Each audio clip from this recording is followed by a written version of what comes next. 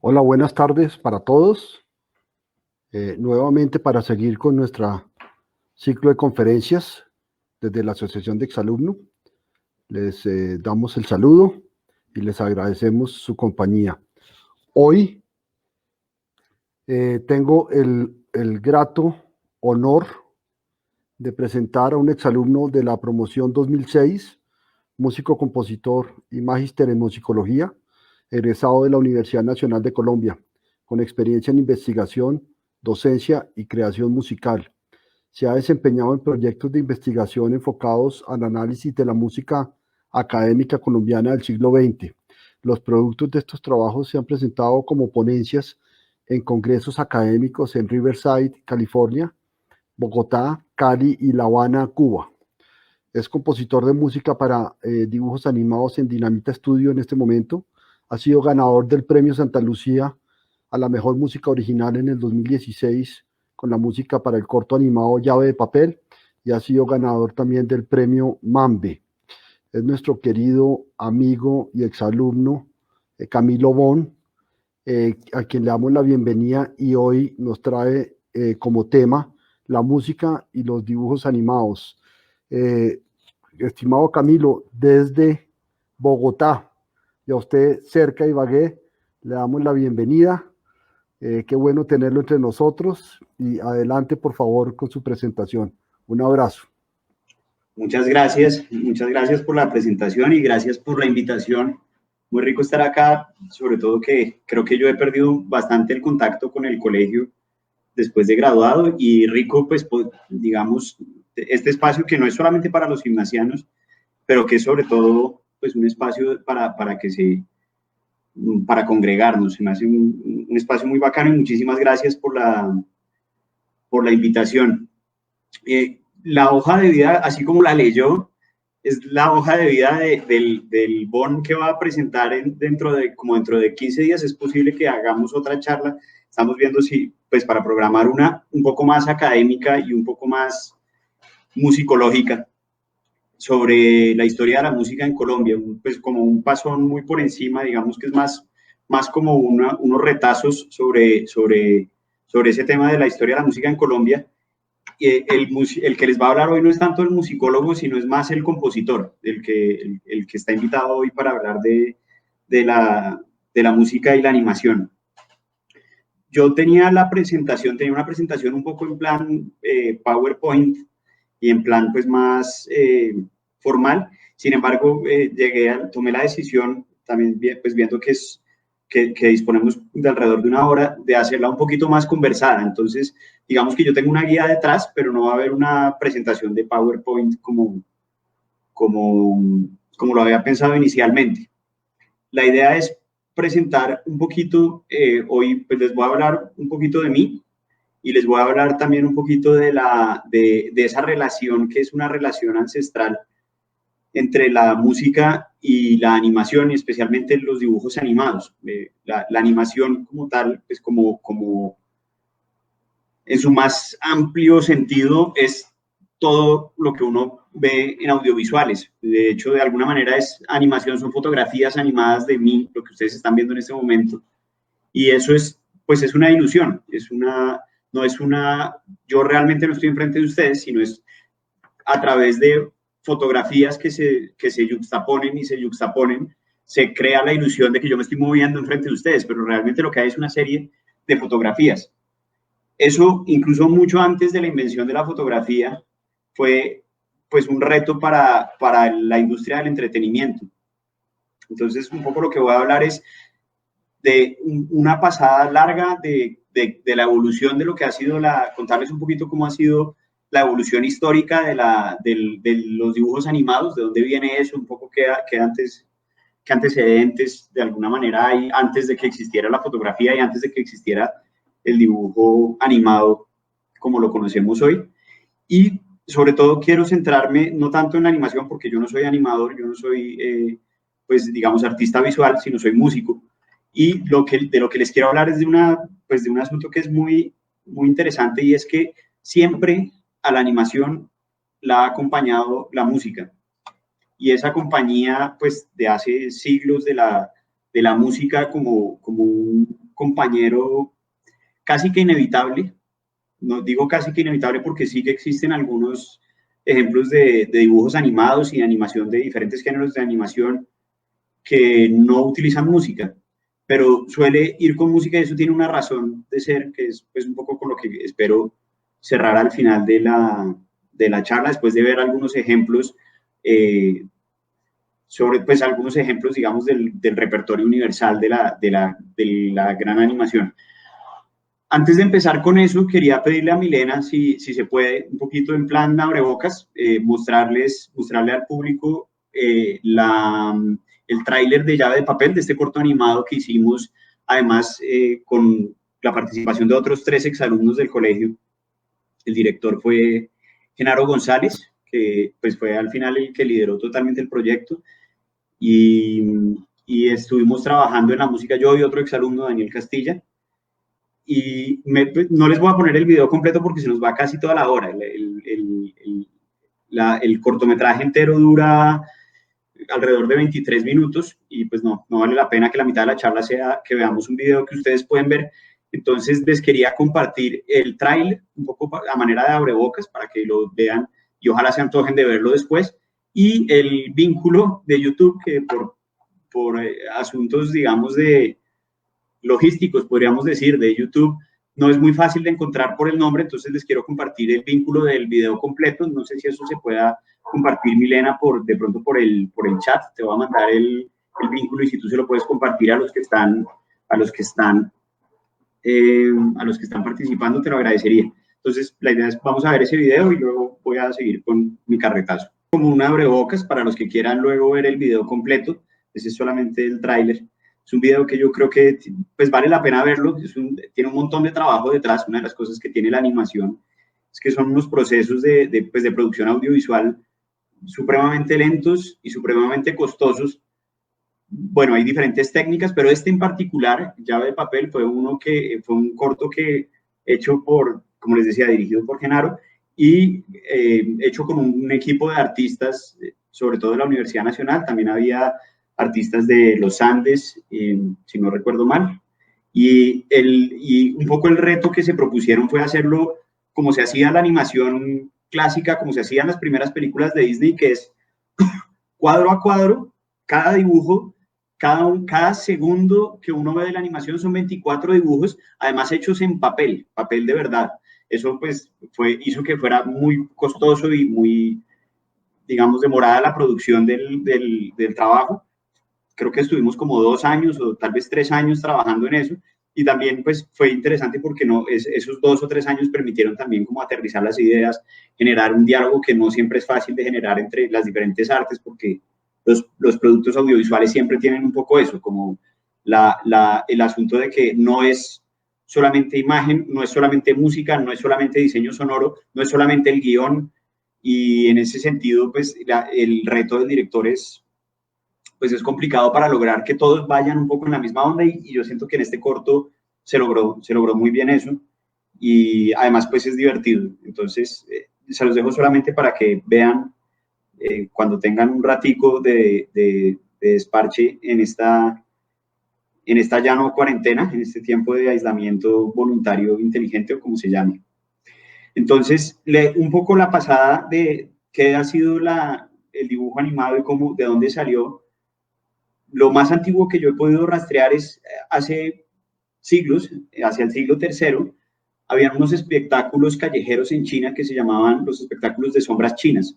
Funcionaban con una lámpara sobre la que se utilizaban pequeñas marionetas con siluetas, y con esas siluetas se proyectaba en la pared una historia. No es dibujo animado todavía, sin embargo, pues son figuras animadas para contar una historia, y en ese sentido es como una especie de antecesor, además un antecesor directo, no es un antecesor que no esté ligado, porque todo ese teatro de sombras que utilizaban los chinos terminó llegando a Europa hacia el siglo XVII, y cuando llegó a Europa generó la construcción de un aparato súper interesante que se llamó la linterna mágica. Es un poco como el nombre comercial, Voy a ver si les logro compartir un poquito de pantalla para mostrarles cómo era el aparato, un dibujo del aparato, cómo funcionaba. Es este aparato que ven acá, que es una especie de triple linterna de aceite.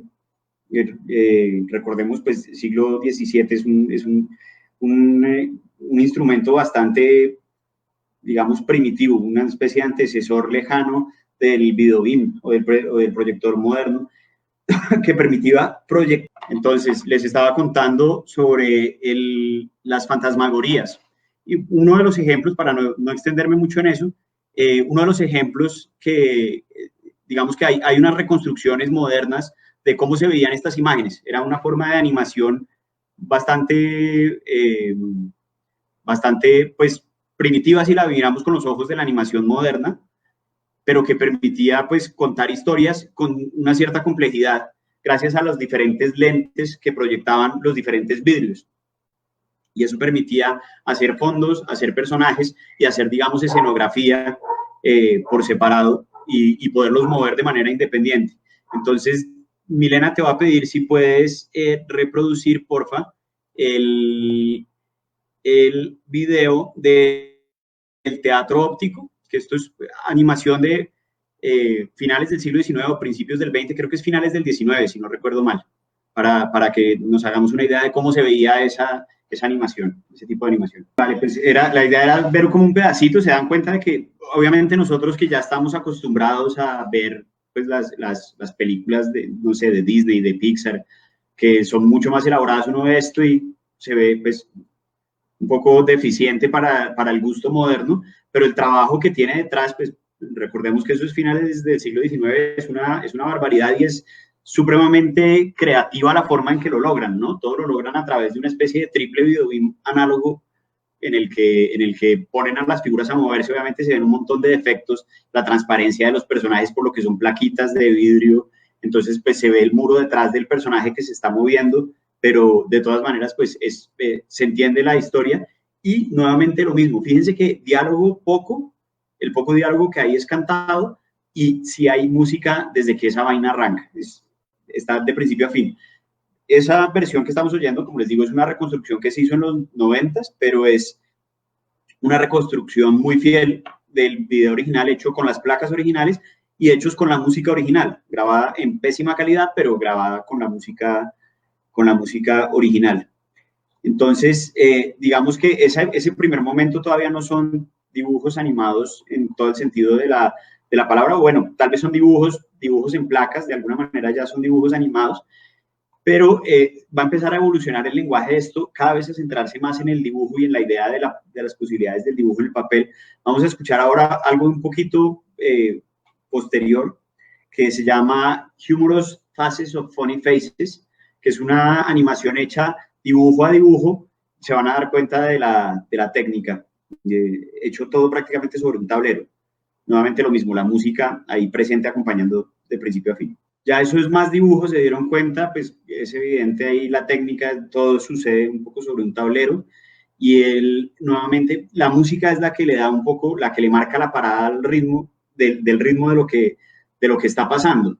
Es prácticamente un stop motion lo que hacen ahí. El stop motion es esta técnica que se usa mucho con muñecos. Por ejemplo, si de pronto algunos de ustedes han visto, no sé, El extraño mundo de Jack o Isla de Perros, funciona con figuras, muñecos, que se les toma la foto, hace el movimiento, se le toma otra foto, hace el movimiento, se le toma otra foto, y luego reproducen todas las fotos seguidas y uno ve que el muñeco hace el movimiento, digamos, cuadro por cuadro que uno le dibujó, que uno le puso a hacer al muñeco. Acá se ve un poquito que es más o menos lo mismo. De hecho, por ahí, no sé si lo alcanzaron a notar, pero habían unos fotogramas en los que se metía por error el brazo del tipo con la tiza por el lado. Obviamente, pues todo esto es producto no de una producción chambona, sino de, obviamente, unas dificultades técnicas que hoy en día no tenemos. Hoy en día uno puede hacer el seguimiento del cuadro a cuadro, verlo antes de revelar la imagen, y en esa época eso era imposible porque funcionaba pues con fotografías reales, digamos, análogas, y era mucho más complicado. Entonces, hay digamos que hasta ahí está todavía en un punto muy experimental la animación, se dieron cuenta. Hay otros trabajos que me hubiera gustado traer para mostrar. Hay, por ejemplo, un trabajo súper interesante que hizo Eric Satie, el famoso compositor parisino de finales del siglo XIX.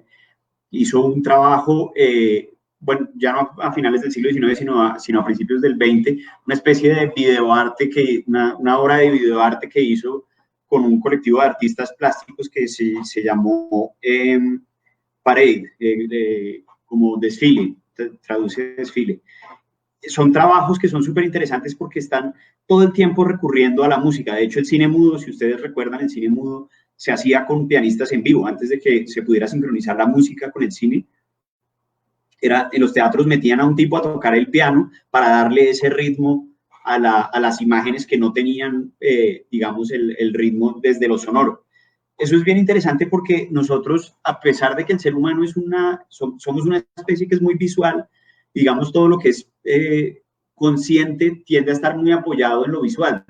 Tendemos a recordar más desde lo que vemos que desde lo que oímos, muchas veces, por lo menos en el plano consciente. Y sin embargo, esa parte del sonido es absolutamente fundamental para generar la ilusión de la animación. La animación, pues, como les decía al principio, es una ilusión. Uno ve que se mueve algo que realmente no se está moviendo. Los dibujos son dibujos. Y ahí ponen a los dibujos a comportarse como si fueran objetos reales o como si fueran seres reales que se pueden mover. Y ahí juega un papel muy importante en la percepción del espectador el asunto del ritmo. Si yo les pongo ese mismo video de Humorous Faces of Funny Faces, sin música pierde mucho, es muy difícil seguirlo y es muy difícil mantener la concentración y es muy difícil meterse en el cuento y, por ejemplo, disfrutar de los pequeños chistes que hace la animación es muy difícil si no hay algo que le está marcando a uno el ritmo. Desde esa primera etapa, pues muy experimental de la animación, está la música, y cuando se empieza a volver una industria muy fuerte, que es cuando aparece, pues, todos estos personajes que son tan importantes y tan vigentes a pesar de lo viejos, que son como Betty Boop, Bimbo, Popeye, Mickey Mouse, Mortimer Mouse, todos estos personajes que son de los primeros momentos en los que se hace ya con un esfuerzo más industrial la animación, porque pues, como les decía, todavía en estos casos no hay ese impulso industrial tan fuerte que luego Walt Disney, y no solo Walt Disney, sino las otras empresas que van a competir con él, van a desarrollar. Y de donde va a salir esa palabra que tenemos pues todos en el oído, que es cartoon, como Cartoon Network. Realmente el origen de cartoon no era con la ortografía con la que se escribe. Hoy en día nosotros escribimos cartoon como cartón, y toon se volvió pues prácticamente un sinónimo de caricatura. El origen de eso es que hacia principios del siglo XX se le llamó a una serie de animaciones que sacó Max Fleischer, Song Car Tunes. Song, o sea, canción, car, carro, y tunes, tonadas. Vean que desde el mismo nombre, Song Car Tunes, tiene ya dos alusiones a la música dentro de la sola definición de eso. Dentro de la sola definición pues de esta serie de dibujos animados que sacó. Aquí empieza a desarrollarse además pues una tecnología muy interesante para lograr los dibujos animados, y aparece el rotoscopio, que es una herramienta que es supremamente útil para calcar los dibujos uno a uno. Facilita muchísimo la tarea del animador para ver en qué punto estaba el dibujo antes para hacer el movimiento mucho más perfecto. Y producto de esa nueva técnica del rotoscopio es Betty Boop, que es pues una figura que probablemente todos ustedes ya han visto, todavía de vez en cuando parodiada en las caricaturas más modernas. No sé si Milena me puedes hacer el favor de poner el tercer video que te había dicho, que es el de Betty Boop, que hace parte no de la serie, de la primera serie que sacó Fleischer, que era el Song Card Tunes, sino Talk Art Tune, un segundo nombre que utilizaron que ya implica pues el asunto de la voz, del hablar dentro de la definición, y eso se veía así si nos lo regalas, por favor. Gracias. Bueno, si se dan cuenta, a pesar de que ya empiezan a haber diálogos y empiezan a haber otro tipo de materiales que ya no son la música cantada y la música instrumental, de todas maneras la música está ahí presente todo el tiempo y juega un papel súper importante en la sincronización. Una de las cosas que más recurrentemente se animan en esos primeros cortos, en esos primeros productos de animación es la gente bailando. Si ustedes se acuerdan de ese clasiquísimo de Mickey Mouse en el barco, Steamboat Willie,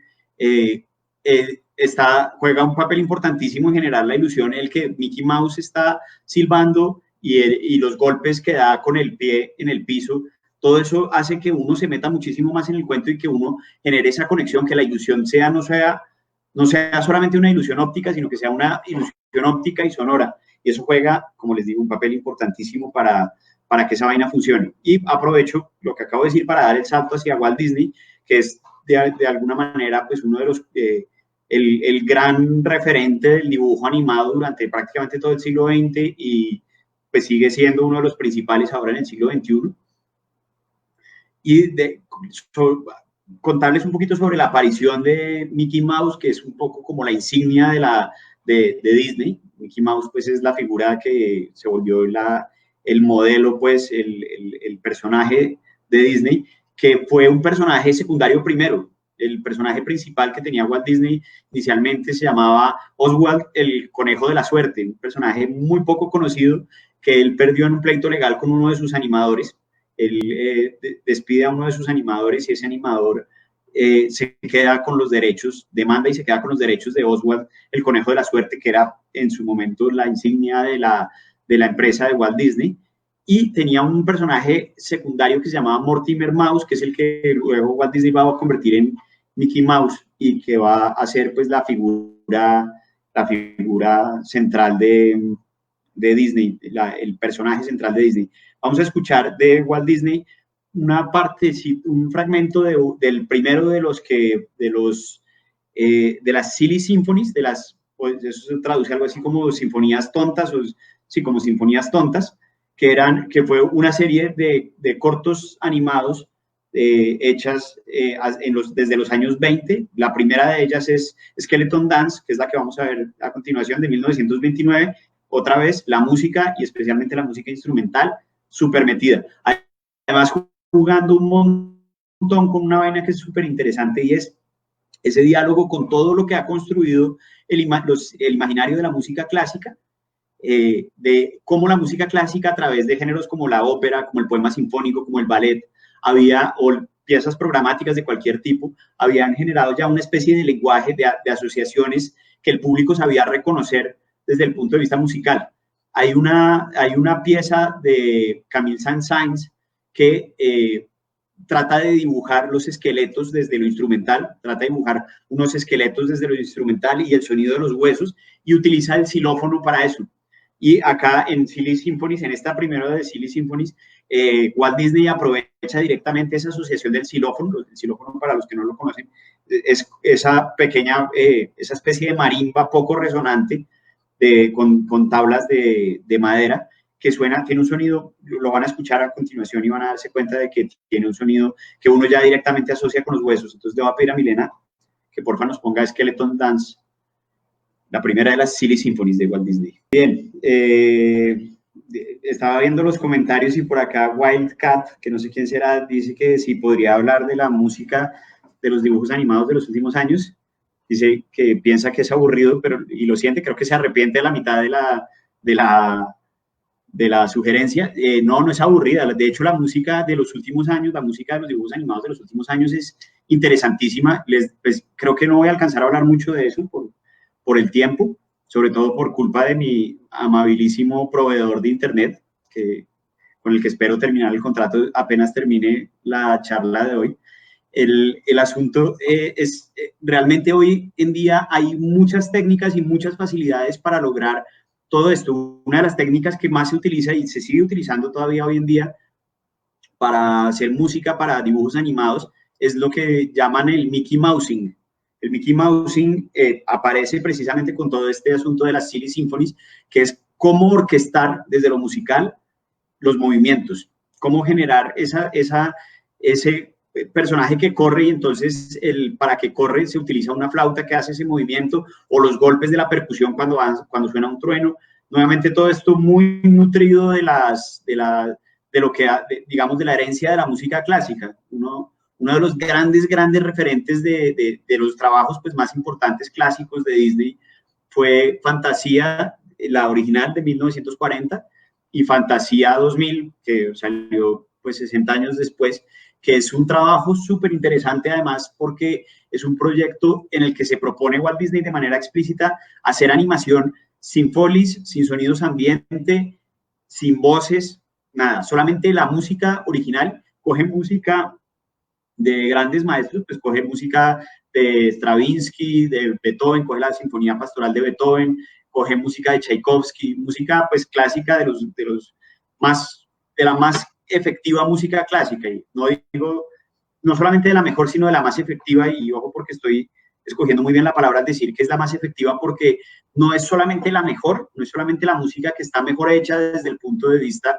de su estructura, de su composición, de la orquestación, sino además una música que sea muy efectiva desde lo rítmico, música como El aprendiz de brujo, que la utiliza en esa escena tan conocida de Fantasía de la viejita, que desde lo rítmico es muy efectiva. Y tengo que decir, ahí jugó un papel muy importante. Esta primera Fantasía fue en el 40 que se estrenó, venía de unos experimentos que hacía Walt Disney que se llamaron los Fantasound, que era una especie de presentaciones en teatros en las que empezó a jugar con el sonido estéreo y animación en vivo. Y todo eso desembocó pues, en la presentación de Fantasía, que fue hecho además pues, grabado con uno de los directores más importantes de la época, de los directores de orquesta más importantes de la época. Hay que decir que además pues, en esa época Estados Unidos tiene un impulso muy fuerte en las artes y especialmente en la música por toda la migración de europeos por culpa de la Segunda Guerra Mundial. En esos años llega a Estados Unidos una cantidad de músicos y una cantidad de artistas impresionante que salen corriendo, escapando del régimen nazi o de la ocupación nazi en algunos casos, y llegan a Estados Unidos e impulsan muchísimo pues, la tradición musical que ellos tienen, ¿no? Basta con ver, digamos, toda esa tradición de Broadway, del teatro musical de Broadway, es herencia de la llegada del exilio de Kurt Weill, del compositor que le hacía la música a Bertolt Brecht, el que hizo la música de esta famosísima, de la ópera de los 3 centavos.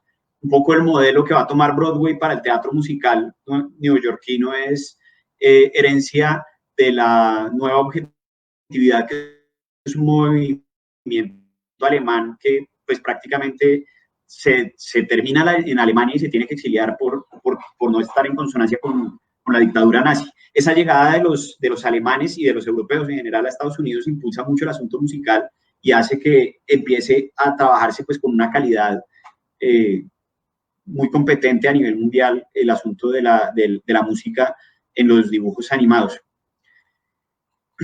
Quiero dar un salto porque nos quedan como 10 minutos y no quiero extenderme mucho más.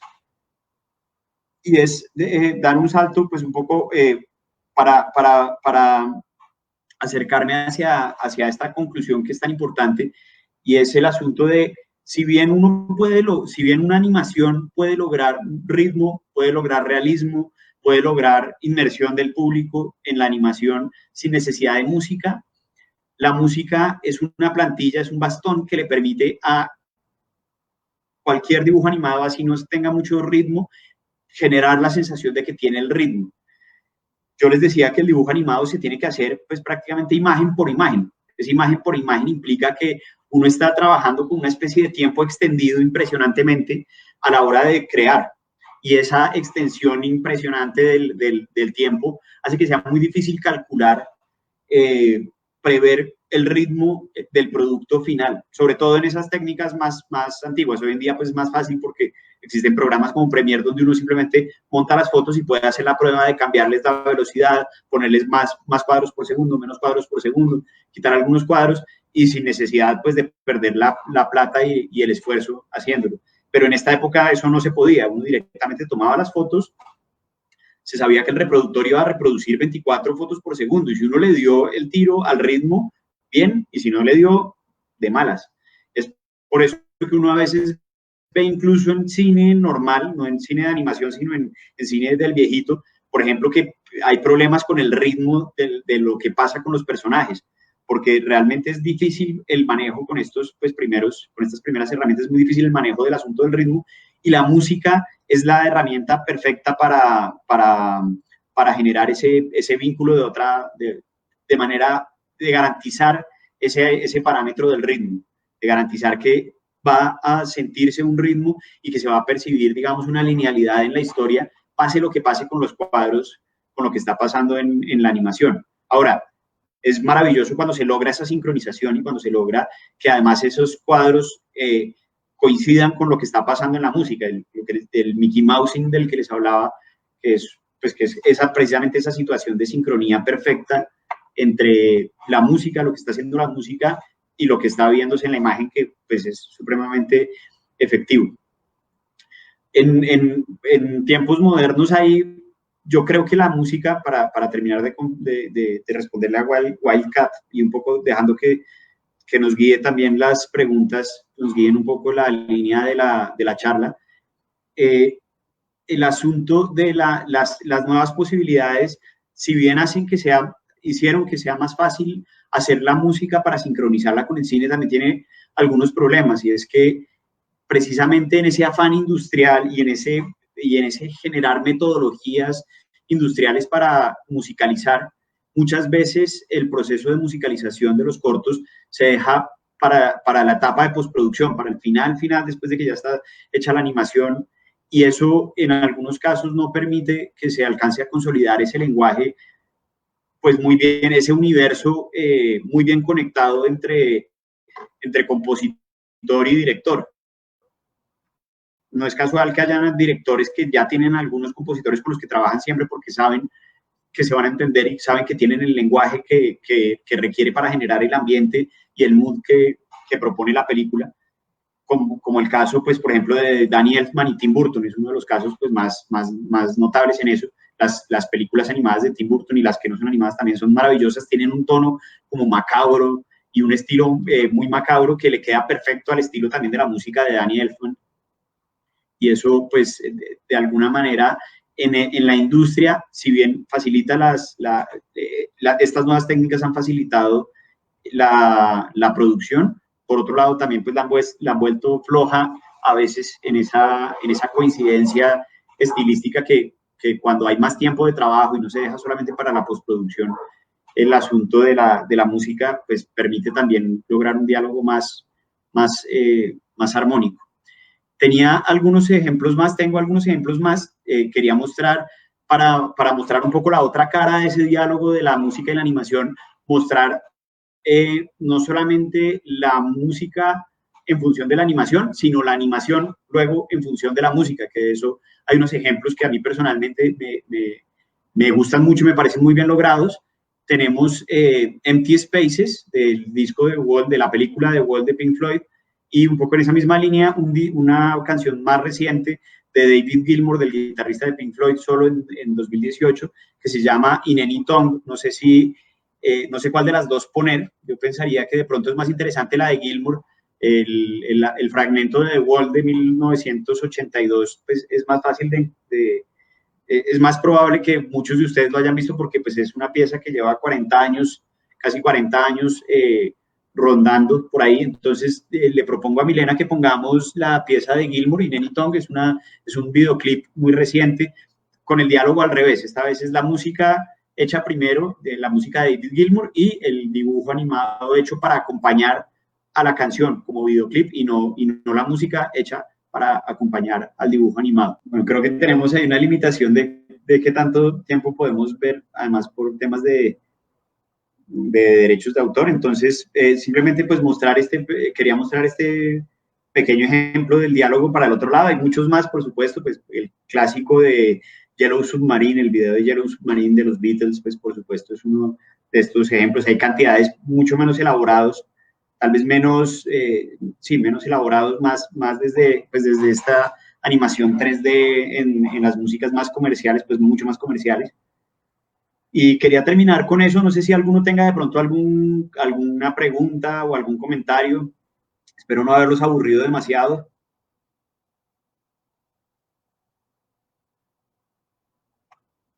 y quiero también pues invitarlos, para un poco en plan de cierre, invitarlos a que estén pendientes de 2 cortos animados que estamos por sacar. Cuando me presentaron dijeron que yo estoy trabajando con un colectivo que hace dibujos animados totalmente made in Colombia. Ellos son una gente, un montón de genios, se llaman Dinamita Animación, que está un poco guiado desde la batuta también de Genaro, de Genaro González, del exalumno del que les hablaba, el director de Llave de Papel. Y con ese estudio de animación vamos a sacar el año entrante 2 cortos animados para que estén muy pendientes. Seguramente pues van a sonar bastante, que se llaman Boa y el juego. No tengo permiso para mostrarles pues, del material audiovisual. Les puedo mostrar simplemente los afiches un poco para que se hagan una idea de los cortos del estilo. Este es uno que es un corto animado todo en torno al tema de la guerra en Colombia y del problema, digamos, ambiental que implica la guerra, y este, que en cambio también habla de la guerra, que se llama El Juego, pero desde una perspectiva un poco más cartoon, un poco menos cruda que Boa, que son 2 universos diferentes. Además, creo que ahí es muy interesante ese diálogo de la música con las estéticas, porque me tocó volverme 2 compositores para hacer al mismo tiempo 2 cortos que tienen 2 estilos totalmente distintos. Entonces, pues muchas gracias por la invitación, Luis David y Milena.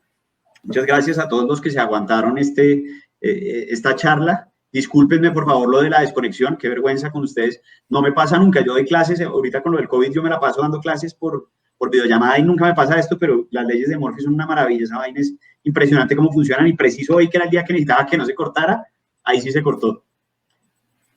Muy bien, Camilo, eso hace parte del show también. Primero agradecerle la maravilla de conferencia, qué tema tan interesante. Oyéndolo a usted, yo quisiera hacerle una pregunta antes de, por supuesto, de abrir la posibilidad para que quienes tengan inquietudes lo hagan, pero yo quisiera anticiparme con la siguiente, y es viendo estos cortos que usted pasa, que fíjese que hay algunas personas que no, digamos, no siente que puede ser un poco aburrido, pero otras podemos entender que dadas las circunstancias y la época, el hecho de poder plasmar eso muestra un grado de creatividad pues muy alto, porque obviamente no tienen las herramientas que la modernidad hoy otorga. Entonces, mi pregunta es, desde su experiencia y sabiendo que usted acá está motivando los 2 sentidos, tanto el de la vista como el del oído, ¿hay alguna manera de poder medir qué motiva más, si la parte gráfica o la parte musical? Porque definitivamente son 2 partes del arte haciendo una sola muestra. ¿Hay manera o se ha podido medir qué motiva más de esas 2? Pues yo pensaría que no se puede medir cuantitativamente, o sea, es difícil decir en porcentajes exactos pero sí que es un juego súper interesante. El audiovisual implica un juego súper interesante de las 2 cosas. Y una de las cosas que refresca, por ejemplo, para productos audiovisuales bien largos, digamos que en los cortos es fácil tener a la gente concentrada solo centrada en lo visual o solo centrada en lo musical, pero uno de las herramientas que yo he encontrado pues en mi carrera, en los trabajos, cuando he hecho música para dibujos animados y para audiovisual en general, es que jugar con ese balance le produce un interés y refresca mucho al público. Yo no sé si usted de pronto ha visto películas como 2001, Odisea en el espacio de Kubrick, que tiene unos espacios en negro larguísimos con música de Ligeti, música contemporánea además, una música a veces difícil de escuchar. Y en esos momentos, a pesar de que es una película y a pesar de que es dirigida por Kubrick, que el tipo antes que nada era fotógrafo y pues un tipo muy visual, el tipo le da unos espacios larguísimos a la música dentro de la película y funcionan muy bien. Súper interesante porque genera como una expectativa, un drama que no se puede generar de la otra manera. Yo pensaría que cada dimensión, la visual y la sonora, tiene sus ventajas, y tal vez para lo emotivo es mucho más efectivo lo sonoro. O sea, la música es fundamental para poner a la gente a llorar y para poner a la gente a sentir, Lo visual tiene otro tipo de cosas, tiene otro tipo de herramientas de atención que son muy efectivas, precisamente porque el ser humano pues tiende a ser muy visual. Entonces yo creo que es un equilibrio de las dos y yo creo que cada obra audiovisual tiene un manejo de diferentes proporciones de las dos. No hay una fórmula, digamos, que pueda atravesar el audiovisual en general, sino cada obra juega de diferentes maneras con eso. Muy bien, muy bien.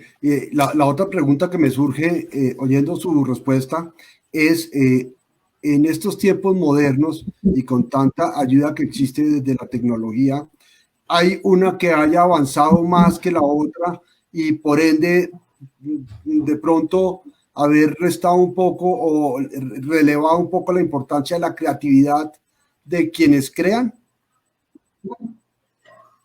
Pues a ver, estas son herramientas y está en el creador cómo se utiliza. Es verdad que hoy en día uno con una herramienta como un Pro Tools, con una licencia de Pro Tools con todos los bancos de sonido, Pro Tools es un software de edición de sonido, pues digamos que es el que se utiliza como el estándar de los programas de edición de sonido. Es verdad que con esos bancos de sonido es muy fácil emperezarse y es muy fácil hacer las cosas rápido y hacer las cosas de manera sencilla. O sea, uno no necesita un cello, no necesita un violín porque ya están grabados. Ahora, la cosa es que pues ya está en el artista cómo eso se utiliza, ¿no? Porque así como uno puede utilizarlo para emperezarse y hacer todo desde el sintetizador y simplemente pues, ¿para qué me consigo un violinista? Por otro lado, también uno como artista puede decir, venga, si yo quiero que mi producto suene de una manera particular, no me voy a recostar en eso, que ese es uno de los retos que nos pusimos con la música tanto del juego como de Boa. Es bien interesante porque nosotros lo hicimos todo con músicos de carne y hueso, sabiendo que eso pues implica unas dificultades. De hecho, creo que están algunos de los músicos que tocaron en la orquesta, me parece que están conectados. Hicimos la grabación en vivo con los músicos acá y claro que utilizamos estas herramientas que ofrece Pro Tools y que ofrece la sincronización. Luego para la postproducción nos tocó hacer cosas con el sonido, estirar unos pedazos para que cuadraran después de unos cambios de los tiempos de la animación. Y yo creo que esas herramientas son una maravilla si uno no permite que lo vuelvan perezoso y que lo vuelvan pues un poco artesano, porque es que yo creo que pierde un poquito el tema del arte cuando se vuelve simplemente una vaina de manejar un software para sacar la música y eso hace que suene un poco, todas las músicas que se hacen de esa manera suenan igual. Pasa mucho por ejemplo, con las animaciones de bajo presupuesto, que uno oye la música y suena igual toda la música de todos porque todos usan los mismos bancos de sonido, todos usan exactamente las mismas formas de compresión, las mismas formas de ecualización y eso hace que todo suene idéntico y un poco pierde la identidad. Entonces, esas herramientas son un arma de doble filo y yo creo que lo son, pues yo hablo desde lo que conozco a fondo que es la música, pero estoy convencido de que a los que hacen la parte de los visuales les pasa lo mismo. También hay unos presets que uno puede utilizar para generar ciertos ambientes, pero que ya son, pues, están trillados y ya el ojo que está, digamos, bien enterado los identifica y se da cuenta de que ahí, pues, no hay un trabajo artístico detrás, sino un trabajo un poco artesanal de aplicar, de pagar la licencia del software y luego aplicar lo que da de manera más simple ese software. Qué bien, ok. Muchas gracias, Camilo. Por último, yo quisiera pedirle el favor, ya que entramos nuevamente en contacto con la Asociación de Exalumnos, porque nos va a dejar antojados de poder ver algo de su trabajo. Entonces, una vez usted tenga la posibilidad, le pedimos el favor de que lo haga llegar para poderlo compartir pues, con la comunidad. Quedaríamos muy pendientes de poderlo ver.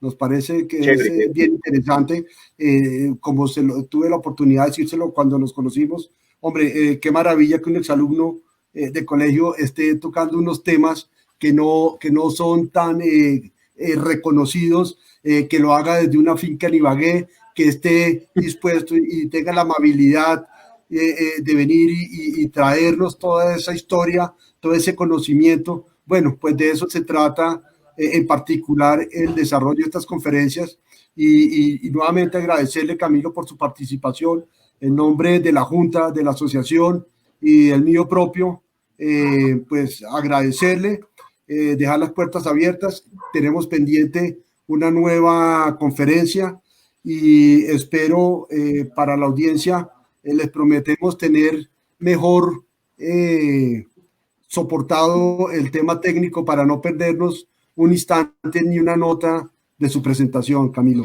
Muchísimas gracias. No, muchísimas gracias a usted por la invitación y tengo que decirle a la gente que está conectada que la responsabilidad no es de la Asociación de Exalumnos, sino mía. Fue mi internet el que se cayó ahí, pues desafortunadamente no había nada que ellos pudieran hacer, porque el problema pues fue acá en mi casa, son pues las desventajas de vivir medio apartado. Con respecto a lo de los productos, pues digamos, estos productos audiovisuales, estos 2 cortos van a salir el año entrante, pero hay cositas si quieren escuchar el grupo de cámara con el que grabamos la música. Tenemos subidas dos óperas que escribí yo, 2 óperas para formato de cámara, que están completicas, las 2 en YouTube. Si quieren, lo pueden buscar como cámara experimental, pueden escuchar un poco de eso. Y claro que si lo de estos 2 cortos apenas se liberen, lo compartiremos con ustedes porque pues, es una plataforma muy interesante y muy rico también poder volver de alguna manera, devolverle al colegio lo que nos dio, porque de alguna manera estoy seguro de que tanto Genaro como yo tenemos mucho de lo que somos, se lo debemos al colegio. Qué maravilla oírlo de los propios exalumnos. Muy bien, Camilo, nuevamente mil gracias, un abrazo grande y nos vemos entonces prontamente. Que esté muy bien y muchas gracias a todos por haber estado atentos a la conferencia. Milena, muchas gracias por toda el backup de la parte técnica. Un abrazo, que estén bien. Chao. Un abrazo, gracias.